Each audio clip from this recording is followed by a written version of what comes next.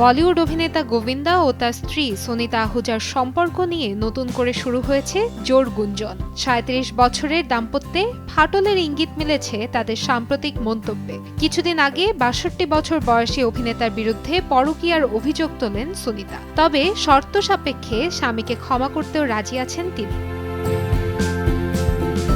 সম্প্রতি এক সাক্ষাৎকারে সুনিতা স্পষ্ট জানান, সবকিছু নির্ভর করছে পরিবর্তনের উপর। তার কথায়, গোবিন্দা যদি নিজের আচরণ ও সিদ্ধান্তে পরিবর্তন আনেন তবেই ক্ষমা করার বিষয়টি বিবেচনা করবেন। যদিও এখনো সম্পর্ক ভেঙে দেওয়ার চূড়ান্ত সিদ্ধান্ত নেননি তিনি।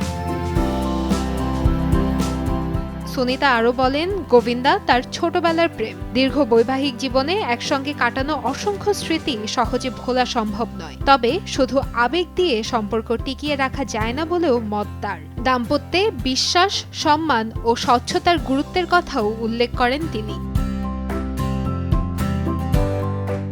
১৯৮৭ সালে বিবাহ বন্ধনে আবদ্ধ হন গোবিন্দা ও সুনিতা। তাদের ২ সন্তান, মেয়ে টিনা ও ছেলে যশবর্ধন। যদিও গোবিন্দার বিরুদ্ধে ওঠা অভিযোগে সুনিতা সরাসরি কোনো প্রমাণের কথা বলেননি, তবে অন্য কারো সঙ্গে সম্পর্কের গুঞ্জন তিনি শুনেছেন বলে জানান। প্রমাণ না পাওয়া পর্যন্ত এ বিষয়ে চূড়ান্ত মন্তব্য করতে চান না বলেও স্পষ্ট করেন তিনি।